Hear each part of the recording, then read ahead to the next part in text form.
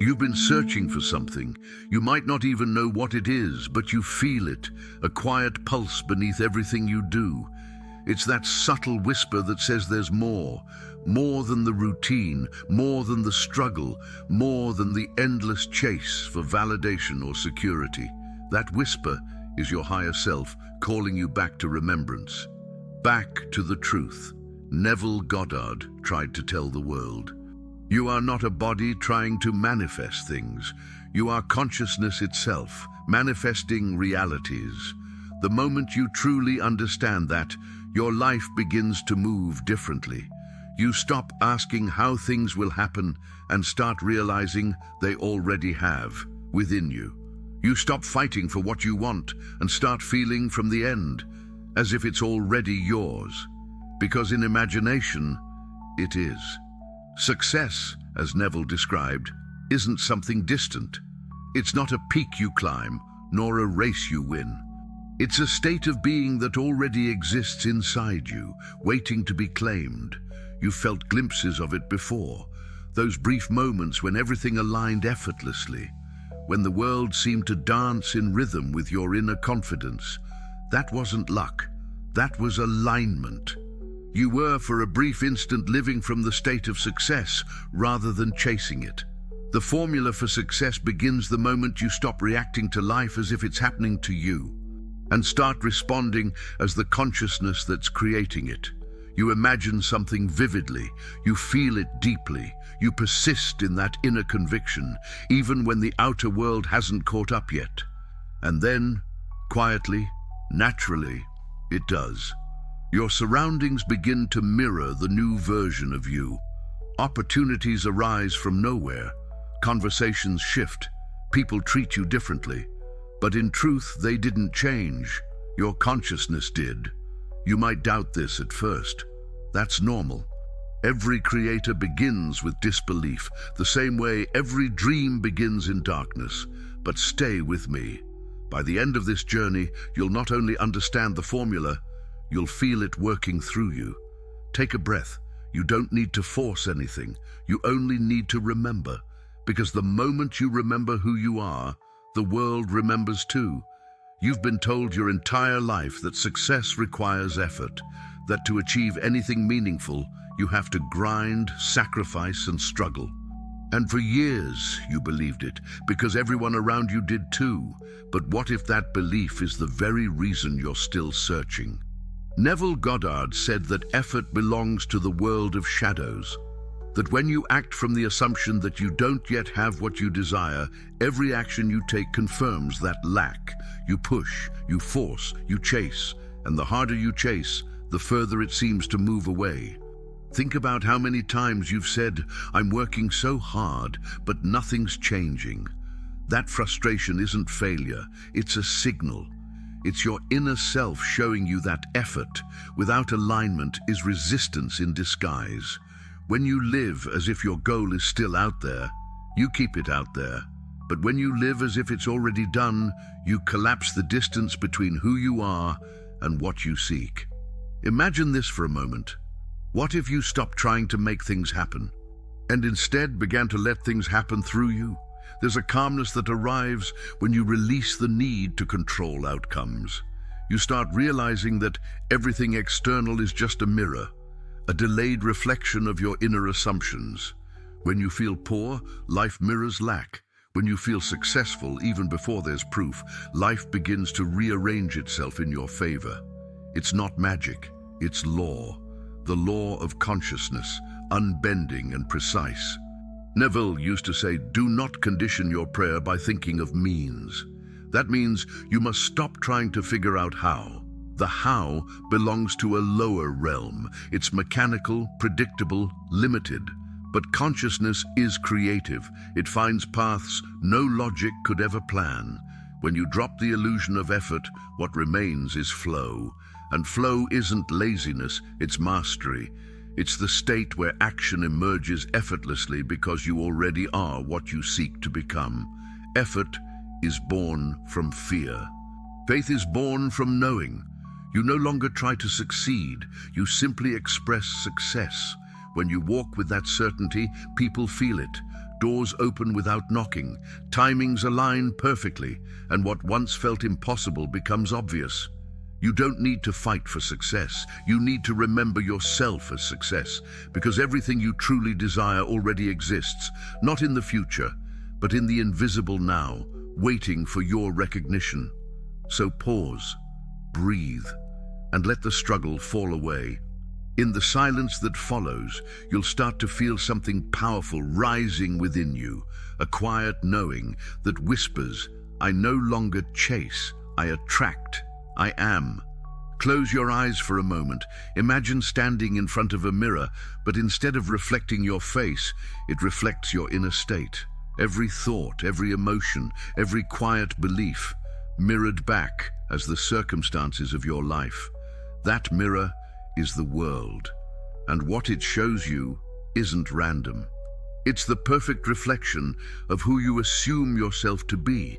This is the secret Neville Goddard called the hidden formula. The formula that changes everything.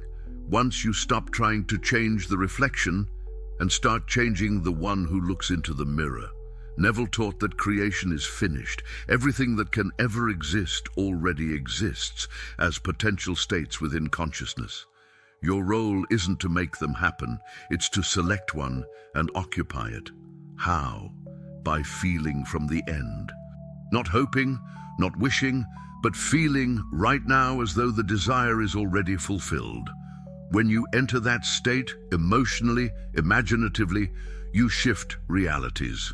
You step into a version of yourself that already has what you once sought.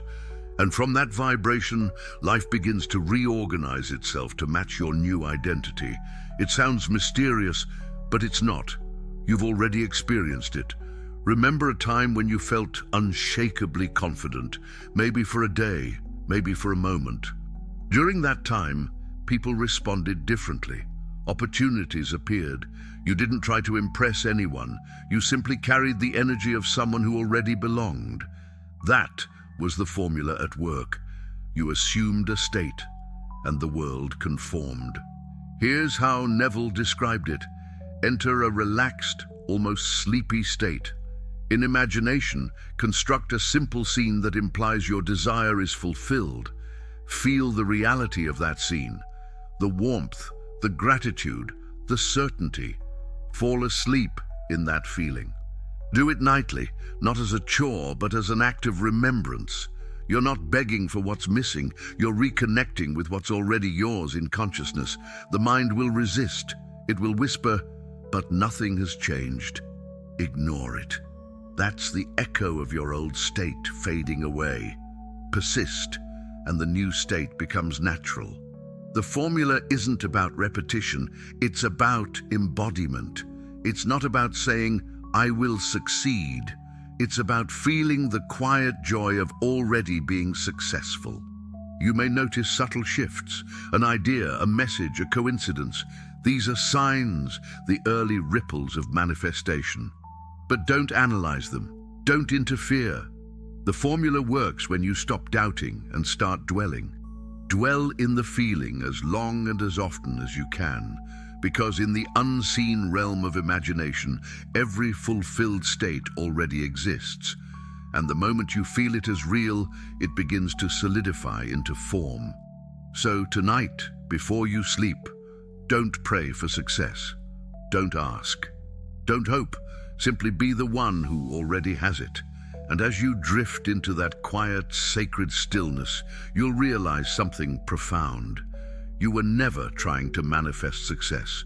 You were always trying to remember that you are success itself.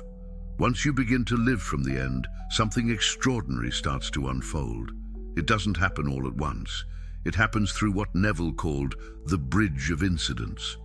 A series of events, perfectly arranged, that lead you from where you are to where you've already arrived in consciousness. You might not recognize these bridges at first. They often look ordinary, even inconvenient. A delay, a conversation that feels random, a sudden idea that interrupts your plans, but each one is a movement of the unseen, guiding you toward your assumed state.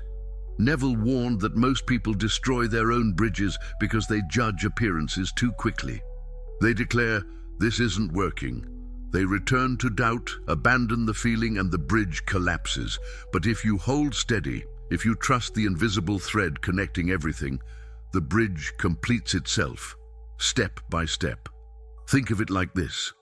When you imagine a destination vividly enough, life begins to rearrange its scenery to match it, not through force, but through alignment. The bridge is that rearrangement, a divine choreography so subtle that you rarely notice it until it's complete. You may find yourself being guided to new people, new ideas, new paths. Sometimes it will feel uncomfortable. That's because your old self is dissolving and your new identity is taking shape. The version of you who doubted, feared, and hesitated must fade so that the one who knows can take its place. And here's the paradox. The bridge of incidents often requires no conscious planning. It unfolds naturally once you persist in the end. Your only task is to maintain inner conviction. Let's say you've assumed the feeling of financial abundance. Days later, an unexpected bill appears. Most people would panic and say, "See, it's not working." But the awakened one sees differently. You realize this moment is part of the bridge, a test not of your finances, but of your faith. Do you react to appearances, or do you remain faithful to the unseen truth? The answer determines how fast you cross. Neville said, "Your reactions are your states made visible."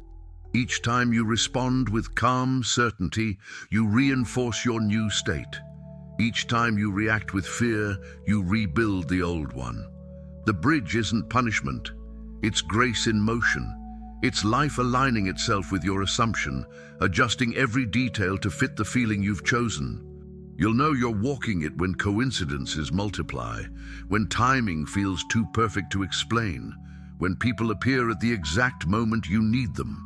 It won't feel forced, it will feel inevitable, because it is. You might wake up one morning and realize you're already living in what you once imagined, and when that happens, you won't even remember the bridge. It will have dissolved behind you, like a dream fading with daylight. All that remains is the knowing. The world didn't change by chance, it changed because you did. So the next time something unexpected happens, don't resist it. Whisper quietly to yourself, "This is my bridge." And walk forward with the calm certainty of someone who knows that everything, absolutely everything, is working in their favor. Because it is, it always was. There comes a moment when you cross a quiet threshold within yourself, when you stop believing and start knowing. It's not loud. It doesn't come with fireworks or sudden miracles. It's subtle, like the soft hum of truth that never wavers again. Knowing feels different from hoping. Hope reaches outward. Knowing rests inward. It doesn't plead or wait. It simply is. Neville said, "Faith is loyalty to the unseen reality." That loyalty becomes unshakable once you enter the state of knowing. You no longer need proof. You no longer ask when.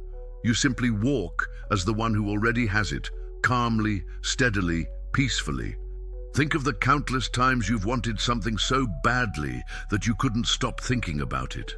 That energy, the grasping, the needing, is the vibration of not having, and the universe mirrors it back perfectly. But the moment you release the desire and rest in the knowing that it's done, the energy shifts. You become magnetic.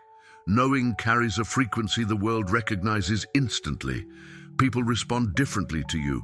Opportunities begin to orbit your calmness.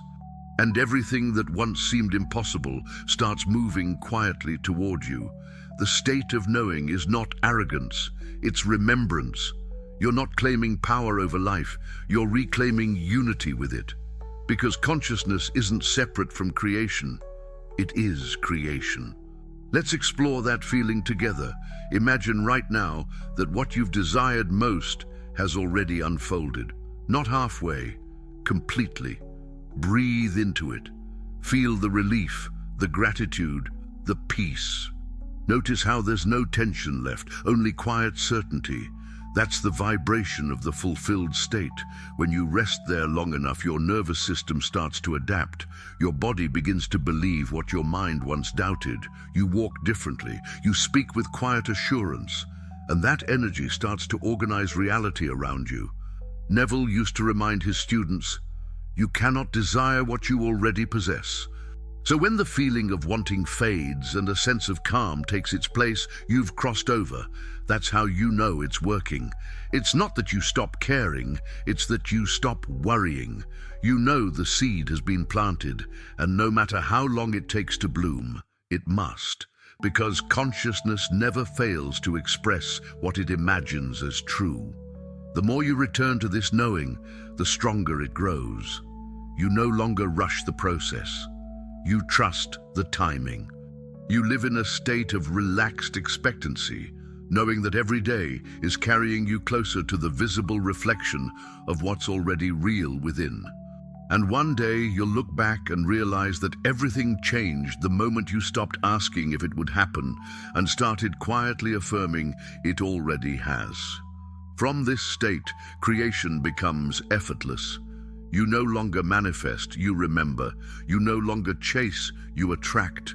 You no longer seek, you are. This is the hidden peace Neville spoke of. The stillness beyond effort, the silence where power lives. Hold this knowing close, and it will carry you through every bridge, every moment, every unfolding. Because when you truly know, the world has no choice but to know it with you.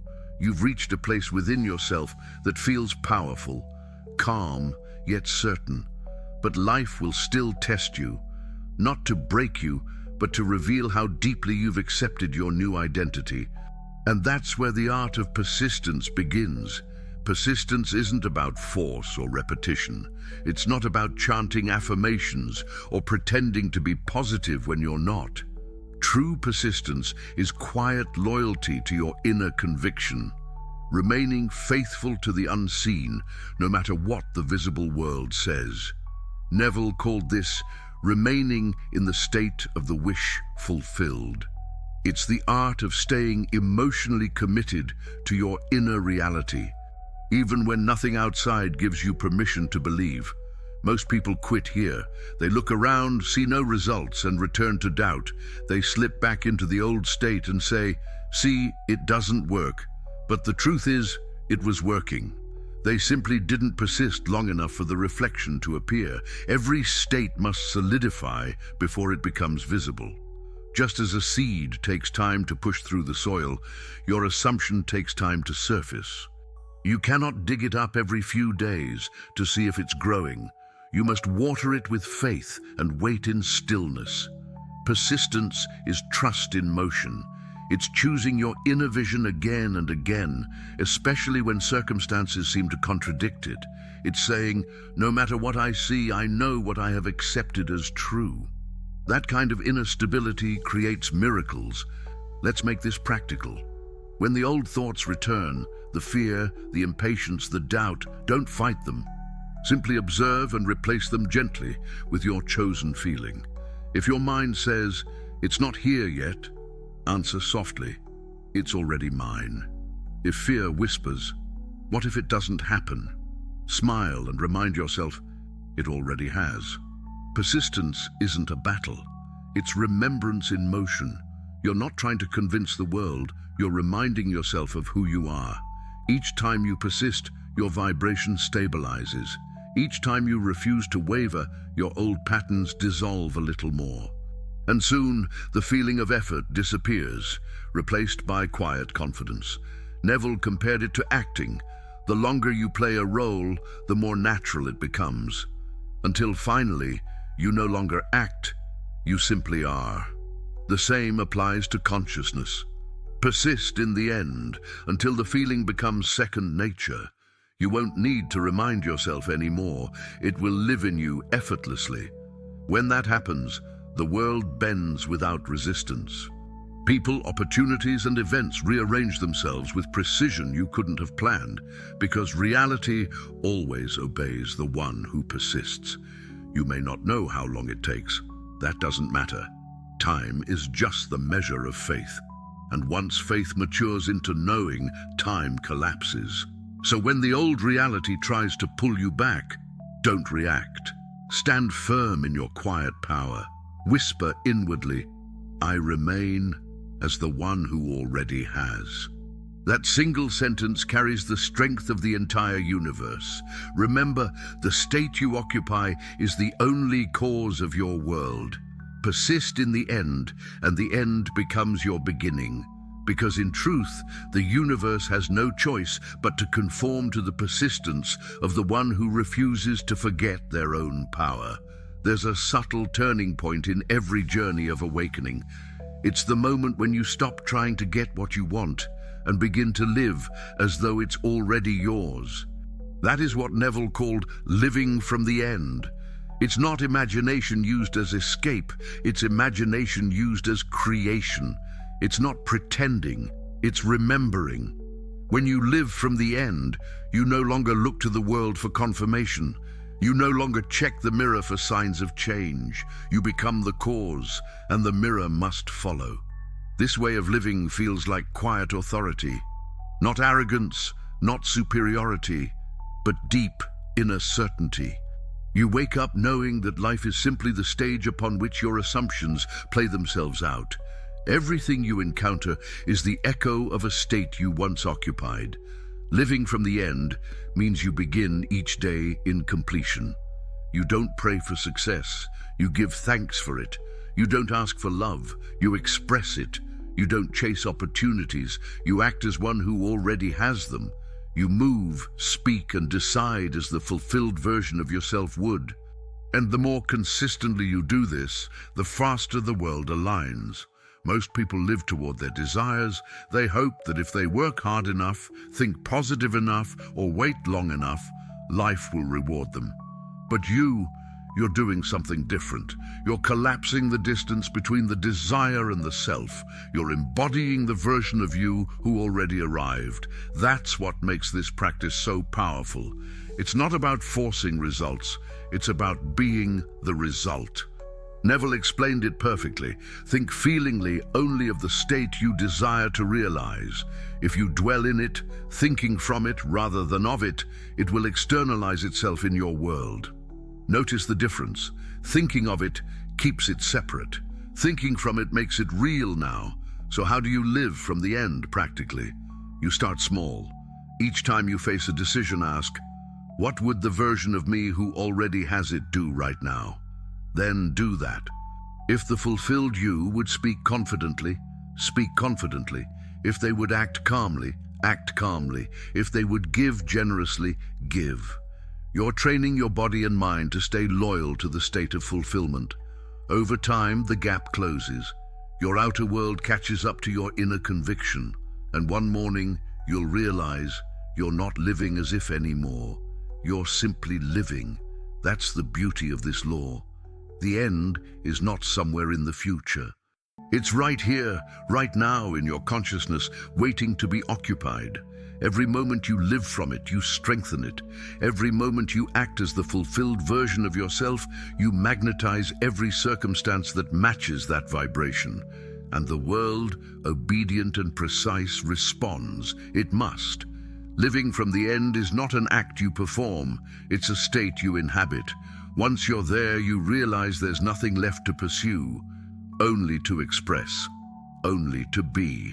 So, take a breath. Feel the completeness already within you, and let the outer world rearrange itself accordingly. Because when you live from the end, you don't just change your life, you dissolve the illusion that it was ever separate from you at all. There is a place beyond thought, beyond the noise of affirmations, beyond the effort of visualization, a stillness that doesn't speak, but creates. Neville called it the silence of the Sabbath. The moment when consciousness rests, and in that rest, everything is made new.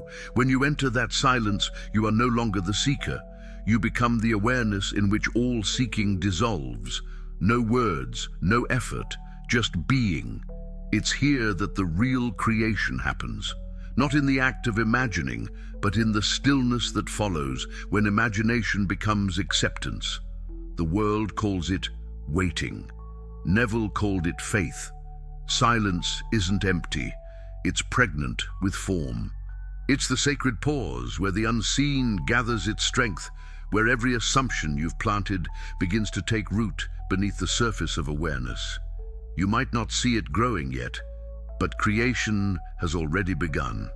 Think of a moment when you felt deep peace, when you stopped needing life to move faster, when you stopped fighting to be understood. That peace was creation at work. You had released the resistance, and in that surrender, your desire found its way home. The silence that creates isn't passive. It's the most active force in existence. It's not the absence of sound. It's the presence of knowing. A knowing so complete that no words are needed. When you sit in that space, free of urgency, free of need, you merge with the very essence of creation itself. You no longer imagine from a place of longing, but from fulfillment. Every teacher, every mystic, every awakened soul has touched this silence. They've called it different names. God, source, the field, the kingdom. But it's all the same truth, the still awareness that breathes worlds into being. You can feel it right now if you stop and listen.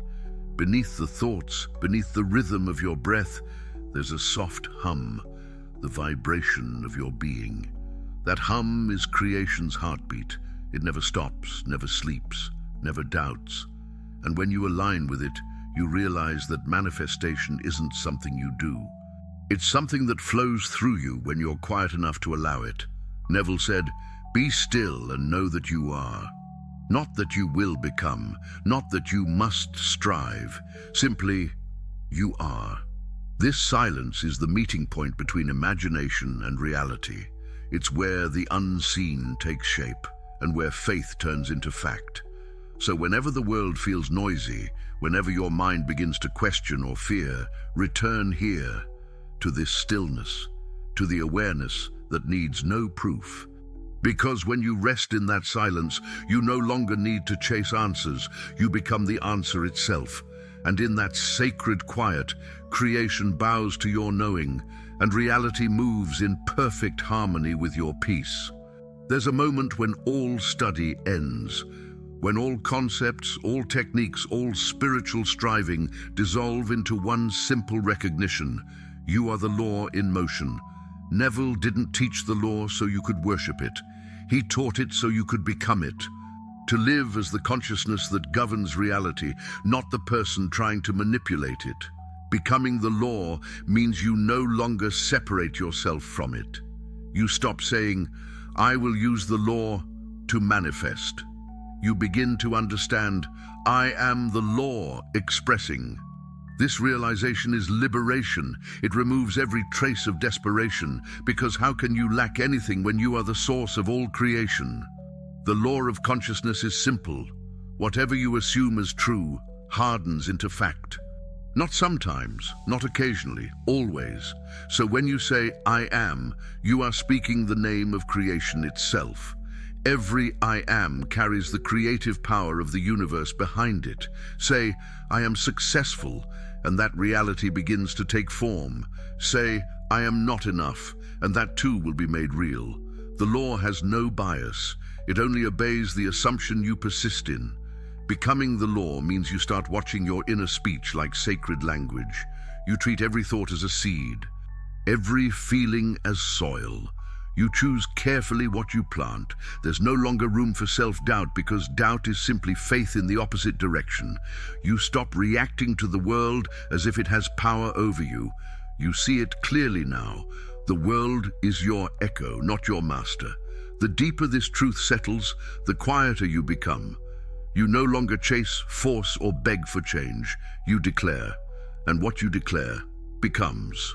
But there's something even more beautiful that happens when you fully embody this law: compassion. You stop judging others for their circumstances because you see they too are creators, perhaps asleep in their own assumptions. You begin to love more deeply, for love is the vibration that keeps creation expanding. Neville said, Feeling is the secret, and the feeling that creates most powerfully isn't fear or desire. It's love. Love for yourself. Love for the world that mirrors you. Love for the divine imagination living as you. When you live as the law, love becomes natural. You no longer see life as a struggle of forces, but as the dance of states. Each moment invites you to choose again, to select a new state, to assume a new reality, to breathe a new I am into existence. And with each breath you remember, there is no gap between you and the universe. You are it. You are the dreamer and the dream, the painter and the canvas, the word and the world. This is what Neville meant by divine imagination. The awareness that knows everything I experience is myself made visible. Becoming the law is not an achievement, it's an awakening. You realize that everything, every success, every failure, every love, every lesson was never happening to you, but through you. And from that realization, peace becomes constant. Because when you know you are the law, you also know there is nothing to fear, only more of yourself to explore. At the end of every journey, there's a return, not to where you began, but to the awareness of who was traveling all along. You've walked through imagination, silence, faith, and knowing. You've crossed bridges and dissolved illusions. And now you stand where you started, but with eyes that see differently. The world hasn't changed, you have. And because you have, the world can never appear the same again. This is the return Neville spoke of, the homecoming to your divine identity. The moment when you stop searching for power because you recognize that power has always been you. You begin to live life not as a test, but as a masterpiece in motion. You no longer chase signs or wait for proof. You breathe, and the universe responds. You think, and reality adjusts itself in perfect rhythm with your awareness. This is what happens when the student becomes the law. When imagination is no longer a tool, but the atmosphere of your existence. You start to walk differently, with grace, not urgency, with calm, not striving. You smile more not because everything is perfect, but because you finally understand that everything is purposeful. Even the moments that once seemed dark were necessary. They carved the space within you where light could dwell. They taught you contrast, so you could appreciate the beauty of creation unfolding through you. Now you see that nothing was ever against you. Every delay, every detour, every heartbreak was simply part of the divine choreography guiding you back to remembrance. And now you remember. You remember that you are the awareness behind every thought, the observer behind every scene, the dreamer behind every dream. You remember that nothing can be missing because all states exist within consciousness, and consciousness is what you are. This is the final realization. There was never a formula to learn, only a truth to awaken to. The formula was you. It was always you. Now, when you close your eyes, you no longer visualize from lack. You rest in fullness. You see yourself living your greatest vision, not as something to achieve, but as something already happening now. You begin each day in gratitude, not because life is giving you something new, but because you finally see the abundance that's been there all along.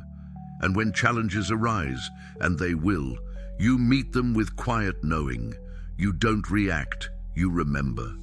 You return inward to the silence that creates. And from that silence, you speak softly to yourself. It is done. That phrase becomes more than words. It becomes your heartbeat, your breath, your being. This is the true success Neville described. The success of self-realization, the wealth of knowing that you are the source of all that appears. So now, you walk as the awakened creator. You live as imagination embodied. And everywhere you go, life mirrors your state back with perfect precision because you have returned, not to who you were, but to who you've always been. And that is the real formula for success.